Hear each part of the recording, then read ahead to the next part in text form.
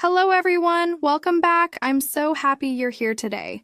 If you're new here, a special welcome to you. I'm glad you joined us. This channel helps you practice English listening and speaking with real-life stories. Today's story is about communication skills, something we all need in work, school, and friendships. Listening to stories like this will build your vocabulary, improve your pronunciation, and make you more confident in conversations. Remember, if you enjoy this video, please give it a thumbs up, subscribe to our channel, and hit the notification bell so you never miss a story. Also, comment below to tell us where you're watching from. We love hearing about your journey. Now let's begin our story. It's called Finding Your Voice, and it's about a young man named Leo. Leo lived in a small, busy city called Riverside. He was 23 years old and worked at a supermarket called Quick Mart. Every day, he stood behind a cash register, scanning groceries, saying only, "Hello, your total is $10," or "Have a nice day." He rarely spoke more than that. Leo understood English well. He could read news articles or follow TV shows. But speaking it? That terrified him. His words felt heavy, like stones in his mouth. He worried about grammar mistakes, pronunciation, or people laughing at him. Because of this, he avoided conversations. At lunch breaks, he ate alone. In meetings, he stayed silent. Even with neighbors, he kept chats short. Deep down, Leo felt lonely. He wanted friends. He wanted to share his thoughts. But fear held him back. Leo had a secret dream: to become a travel guide. He loved Riverside's history. The old bridges, the colorful markets, the stories of immigrants who built the city. On weekends, he'd visit museums or read books in the library. He imagined leading tourists through busy streets, telling tales of the past. But how could he? Guides needed to speak clearly, answer questions, and entertain groups. Leo's voice shook when he talked to 3 people. How could he handle 30? One rainy afternoon, he saw a poster outside the community center. Free communication workshop, speak with confidence for English learners, starts Saturday. Leo's heart raced. This was his chance, but doubts whispered, "You'll embarrass yourself. Your English isn't good enough." For days he debated. Finally, he told himself, "If I don't try, nothing will change." Saturday morning arrived. Leo put on his best shirt, took a deep breath, and walked to the community center. The room had 12 chairs in a circle. People of all ages sat there. A teenager tapping her foot, a gray-haired man smiling softly, a woman in office clothes. A friendly woman named Maria greeted everyone. "Welcome. I'm Maria, your instructor. Let's start with introductions. Tell us your name, why you're here, and one thing you love." When Leo's turn came, his palms sweated. I'm Leo," he stammered. "I work at Quick Mart. I want to speak better English for my job. I love history." His voice was barely a whisper. Maria nodded warmly. "Thank you, Leo. History is fascinating. I'd love to hear your stories." No one laughed. No one criticized. Leo felt a tiny spark of relief. Maria began the lesson. "Communication isn't just words," she said. "It's your body, your eyes, your tone. Today we'll practice posture." She stood tall, shoulders back, chin up. "This tells people, I am confident. Now, mirror me." Leo copied her. It felt strange at first, like wearing new shoes. But slowly, his chest opened. He breathed easier. "Next, eye contact," Maria continued. "Look at the person speaking. It shows respect. But don't stare. Glance away sometimes, like this." She demonstrated. Then, They paired up. Leo's partner was Amina, a shy university student. Their task? Discuss favorite foods using good posture and eye contact. Leo's mind went blank. I like pizza, he mumbled, staring at his shoes. Maria gently touched his arm. Leo, look at Amina. Stand like we practiced. Leo forced himself to lift his head. Amina smiled. I like pizza too. My favorite is veggie pizza with olives. Her kindness relaxed him. Mine is pepperoni, Leo said louder this time. I eat it every Friday. Amina laughed. Me too. It's my reward after exams. For 2 minutes, they talked about pizza toppings, cheap restaurants, and cooking disasters. Leo even chuckled. It wasn't perfect. He mixed up too and very, but Amina understood him. Maria praised the group. Great job, you're all communicating. That night, Leo replayed the workshop in his head. He realized something. People didn't expect perfect English. They wanted connection. The next day at Quick Mart, he vowed to try. When Mrs. Rossi, his favorite elderly customer, arrived, Leo stood straight. Hello, Mrs. Rossi. How are you today? He asked, meeting her eyes. She beamed. Oh, Leo, I'm well. My garden roses are blooming, pink ones. Normally, Leo would say, That's nice, and end the chat. Today, he remembered Maria's tip. Ask open questions. Those need more than yes or no answers. What do you love most about gardening? Leo asked. Mrs. Rossi's eyes lit up. The pea steer and the colors, red, yellow, purple, like a rainbow. She described her garden for 5 minutes. Leo listened, nodding. When she left, she patted his hand. Thank you for chatting, Leo. You made my day. Leo's manager, Ben, overheard. Nice work, Leo. Keep it up. For the first time, Leo felt proud of his English. Leo attended Maria's workshop every Saturday. Each week brought new lessons. One Saturday, Maria taught active listening. Listening is half of communication, she said. Show you're engaged, nod, say, I see or really, ask follow-up questions. They practiced in pairs. Leo listened to Carlos, a factory worker, describe his soccer team. Leo nodded. That's interesting. How often do you practice? Carlos grinned. 3 times a week. Last Saturday, we won 4-2. Leo asked about the best goal, the team's name, even the muddy field after rain. Carlos talked passionately. After, Maria said, Leo, excellent questions. You made Carlos feel heard. Another week focused on voice control. Speak slowly and clearly, Maria advised. Record yourself to spot problems. At home, Leo recorded his voice on his phone. He sounded rushed, like he was running from wolves. He practiced reading a history article aloud, slowing down each sentence. The river bridge was built in 1890. His voice grew steadier. He played it for his sister Elena. You sound calmer, she said, like a radio host. But challenges came. One Tuesday, a customer at Quick Mart yelled at Leo. This milk expired yesterday. You're trying to poison my kids. The man's face was red, his fists clenched. Leo froze. Old Leo would have panicked or stayed silent. New Leo remembered Maria's advice for conflict. Stay calm, breathe, show empathy. Leo took a deep breath. Sir, I'm so sorry. I understand why you're upset. Let me fix this.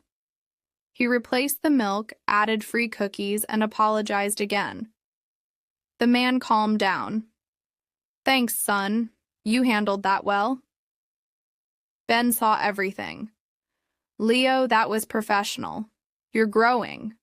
After 8 weeks, Maria announced the final workshop, a 3-minute speech. Talk about something you love. Use all our tools, posture, eye contact, clear voice. Leo's heart pounded, but he chose Riverside's history, a safe topic. He wrote notes. Old bridge built in 1890. Immigrants work there. Now a symbol of our city. He practiced for hours. Elena pretended to be a tourist. Ask me hard questions, she demanded. What materials were used? Stone and iron, Leo answered. Why is it important? It connected communities, helped Riverside grow. Speech day arrived. Leo stood before the group, knees shaking.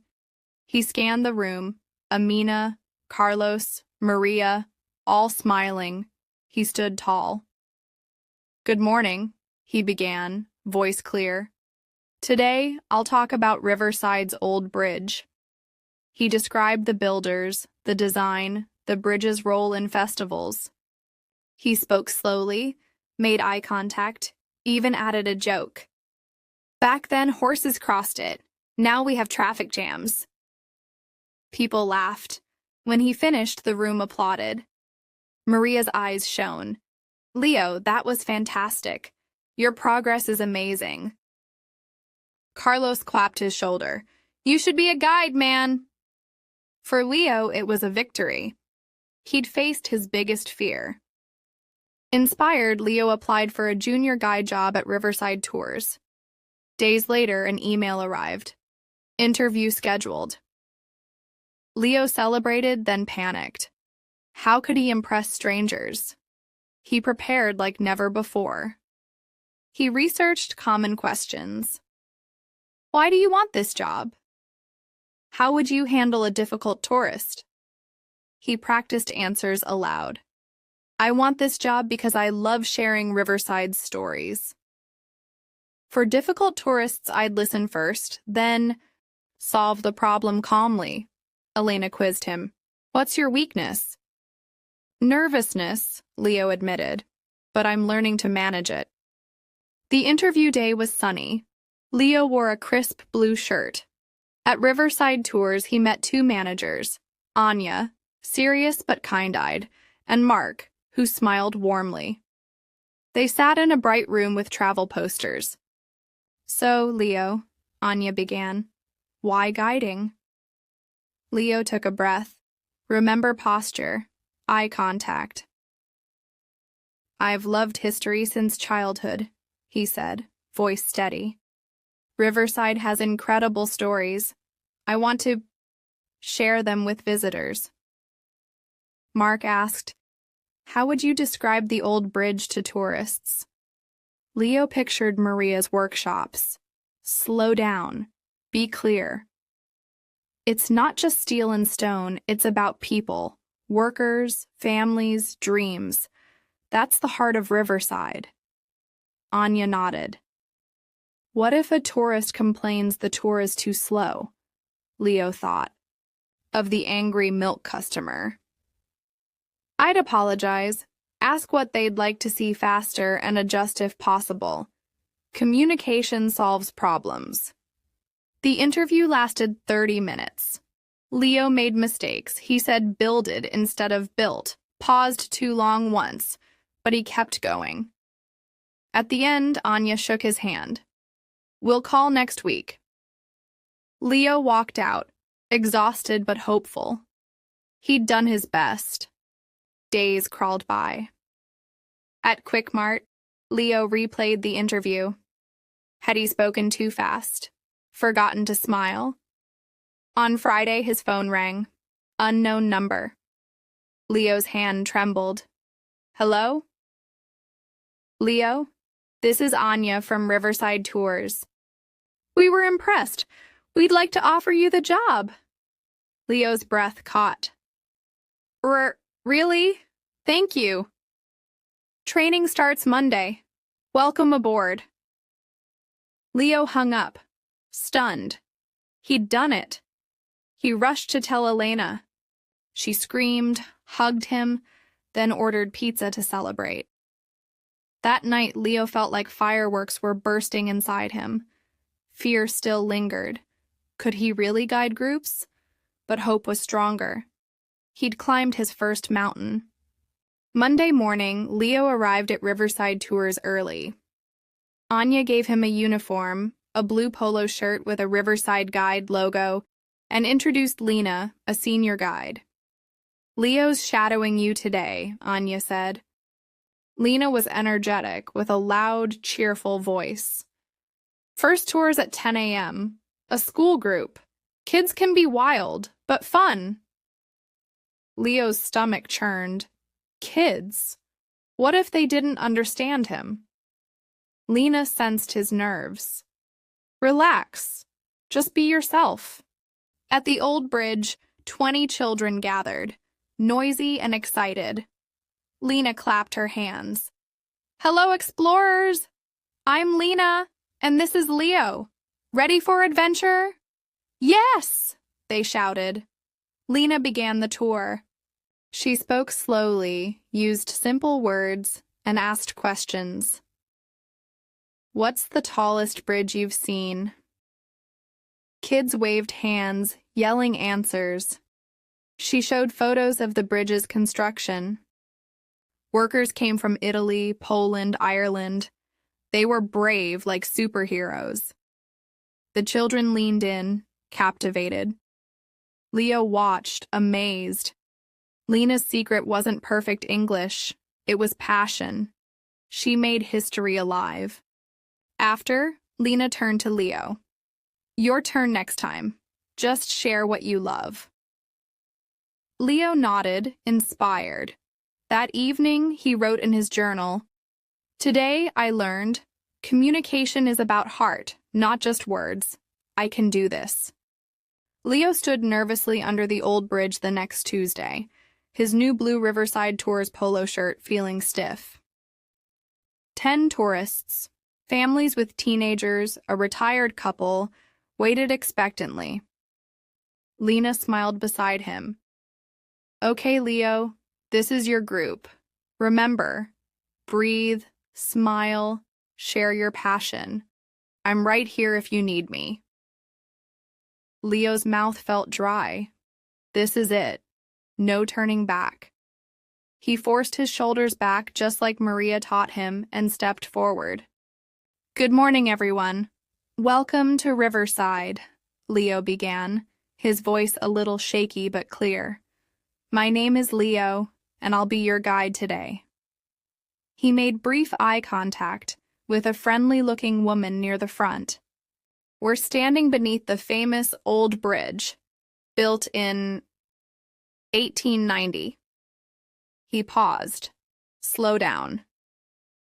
Imagine, over 130 years ago, no cars, just horses and carts crunching on these very stones.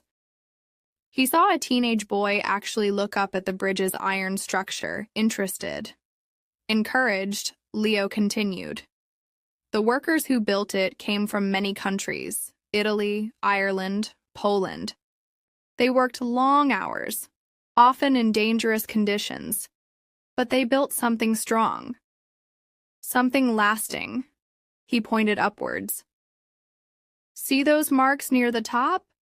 That's the original ironwork. Touching history, isn't it? A man nodded thoughtfully. Leo felt a tiny spark of confidence. He led them slowly across the bridge, describing how it connected the bustling port area to the growing residential districts. Before this bridge, Leo explained, gesturing to the river below, people used small boats. It was slow, inconvenient. This bridge changed everything.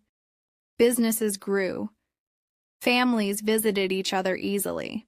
It wasn't just stone and metal. It was connection. He used simple words, spoke slowly, and remembered to pause. He saw people nodding, understanding. Lena gave him a subtle thumbs up from the back. The next stop was Riverside Market. The noise hit them. Vendors shouting, music playing, the smell of spices and fresh bread. Leo felt his old nervousness creeping back. Can they hear me? Will they understand? He took a deep breath, moved the group to a slightly quieter corner near a flower stall, and raised his voice just enough. Okay, everyone, gather close. This market has been here almost as long as the bridge. Generations of families sell their goods here. Look. He pointed to an old man arranging bright oranges. Mr. Papadopoulos. His grandfather started this stall. He sells the best oranges in the city. Mr. Papadopoulos heard his name, looked up, and waved with a grin. The group waved back, charmed. Leo asked, Can you smell the fresh bread from Elena's bakery? Let's go see. He led them through the colorful chaos, pointing out unique local foods, explaining traditions, making small jokes, careful not to buy the whole market. He used gestures, facial expressions, and clear descriptive language. Vibrant colors, mouth-watering smells, lively atmosphere. He wasn't just reciting facts. He was sharing his love for this place, and the group responded. They asked questions. How old is the market? What's that spice? Leo answered as best he could. When he didn't know something, what's the name of that blue cheese? He didn't panic. He smiled and said, That's a great question. I'm not 100% sure, but I can find out for you after the tour. Honesty felt better than pretending. The tour ended at the Riverside History Museum steps. Leo faced the group, his shirt damp with nervous sweat but his posture strong. Thank you for exploring Riverside with me today. I hope you felt the spirit of this city, its history, its energy, its people. Safe travels. Genuine smiles and a small round of applause greeted him. Great job, Leo, said the friendly woman who'd smiled at the beginning. You made it come alive. An older gentleman shook his hand. Clear explanations, young man. Well done. Leo felt a warmth spread through him, a feeling stronger than fear. He had done it. Lena clapped him on the shoulder. Told you! Natural talent. Just needed to believe it. But the real world wasn't all applause. Leo's next challenge came quickly. A large group of 15 business tourists from different countries. Some spoke English fluently, others struggled. Leo started confidently, using his practice techniques. Suddenly, a man near the back interrupted loudly. Excuse me, speak up, and slower. Not everyone here is native speaker. Leo's face flushed. He's right. Maria's voice echoed in his mind. Adjust to your audience. Leo took a deliberate breath. I apologize. Thank you for telling me.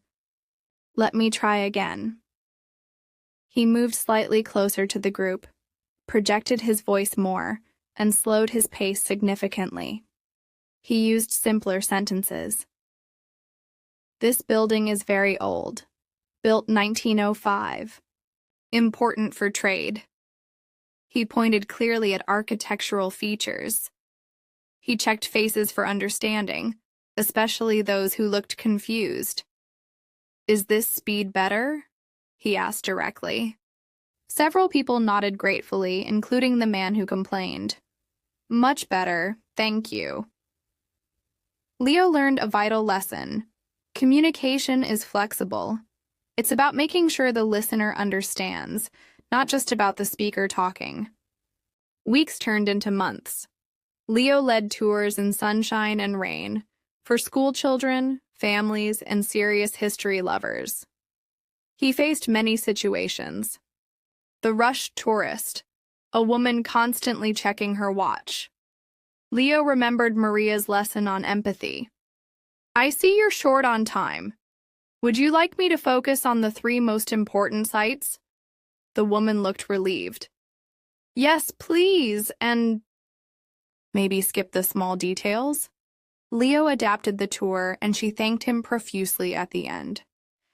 The quiet participant. A young man who never spoke or asked questions.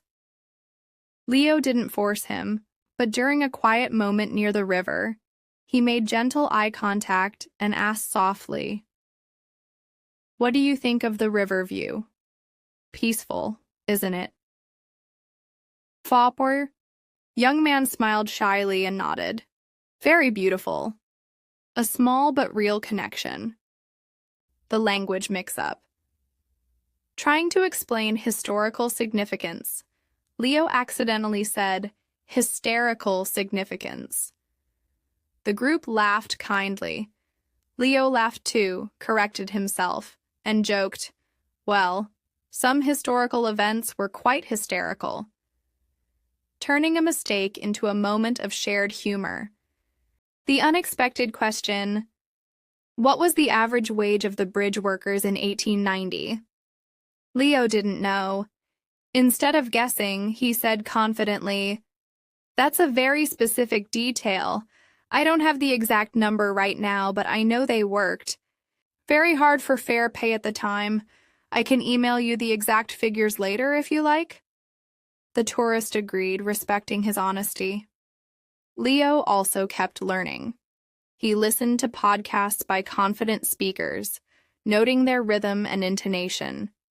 He read history books aloud in his room, recording himself to catch mumbled words. He even joined an English conversation club at the library, forcing himself to talk about topics other than history.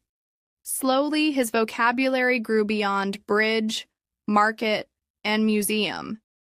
He learned words like perseverance, community, impact, negotiate, appreciate.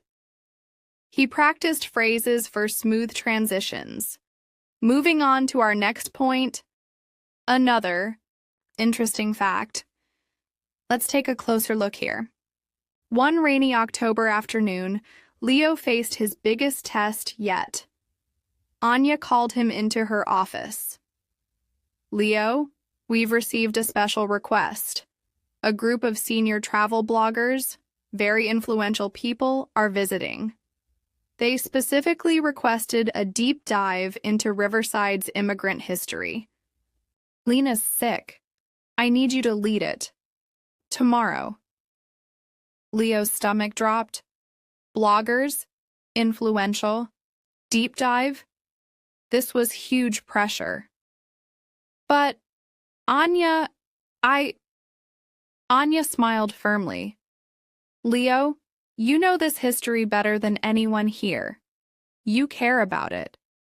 That's what matters. Just be yourself. Use your skills. You can do this." The night before, Leo barely slept. He reviewed his notes obsessively. He practiced pronouncing tricky names and dates. He prepared extra stories about individual immigrants, the baker who started Elena's bakery, the tailor who sewed clothes, for the rich, the musician who brought folk songs from his homeland. He focused on people, not just dates. The next day, the bloggers arrived. 6 serious-looking people with expensive cameras and notebooks. The rain tapped insistently on the museum's glass roof where they started. Leo felt his old fear rise like a wave. They'll expect perfect English. They'll find mistakes. He saw Maria in his mind. Shoulders back. Breathe. Connect. He stood tall, made eye contact, and began, his voice calm despite his racing heart. "Welcome. Riverside's story isn't just about buildings or bridges," Leo started, looking directly at them. "It's about courage. Imagine leaving everything familiar. Family, language, home, stepping off a boat right down at the old docks, with just a suitcase and hope." He spoke passionately, clearly, and slowly. He used vivid language. daunting challenges, unshakable determination, vibrant cultural mix. He shared the personal stories he'd prepared. He showed old photos from his phone, pictures he'd collected from the museum archives. When one blogger asked a complex question about economic impacts, Leo didn't freeze. He paused, thought, and answered step by step, using simpler terms to explain. More workers arrived, businesses needed supplies, shops opened, the city grew richer. He admitted when he wasn't an expert on trade statistics, but offered to connect them with a local historian. He actively listened to their follow-up questions, nodding, rephrasing to confirm understanding. So, you're interested in how cultural traditions survived? He even managed a little humor about the rainy weather matching the tough early days. For 2 hours, Leo guided them through the city's heart, weaving history with personal stories under his umbrella. The bloggers took notes and photos, asking sharp but respectful questions. At the end, back at the museum, the lead blogger, a woman with sharp eyes, extended her hand. Leo, that was exceptional. Truly. You have a gift for making history human, for making us feel the struggle and the triumph. And your English, she added with a smile, is perfectly clear and expressive. Thank you for a memorable tour. Relief and pride flooded Leo so intensely he almost couldn't speak. Thank you, he managed. That means a lot. Anya, who had discreetly followed part of the tour, beamed at him. Outstanding, Leo. Absolutely outstanding. Leo wasn't just a trainee anymore. He became one of Riverside Tour's most requested guides, especially for history enthusiasts. He still got nervous sometimes, especially before big groups, but he knew his tools: posture, breath, eye contact, clear speech, active listening, honesty, and passion. The fear no longer controlled him. It was just a feeling he acknowledged and moved past. One sunny spring Saturday, Leo walked past the community center. He saw the familiar poster. Free communication workshop, speak with confidence, for English learners. He paused. Memories flooded back. His sweaty palms, his shaky voice, Maria's kind encouragement. He walked in. Maria was setting up chairs. Maria? She turned, surprised, then broke into a huge smile. Leo, look at you. I heard you're the star guide now. They hugged. I owe you so much, Maria, Leo said sincerely. This workshop changed everything. Maria's eyes twinkled. The workshop gave you tools, Leo. You did the hard work. You practiced. You faced the fear. That's the real secret. Can I help? Leo asked suddenly. Maybe share my story? Talk about using English in a real job? Maria's smile widened. Leo, that would be wonderful. The new group arrives next week. They'd learn so much from you. The following Saturday, Leo stood in front of a new circle of nervous faces. A young woman biting her lip, a man clutching his notebook, a teenager looking at the floor. Just like he once did. Maria introduced him. Everyone, this is Leo. He started right here in this room, just like you. Now he's a successful tour guide.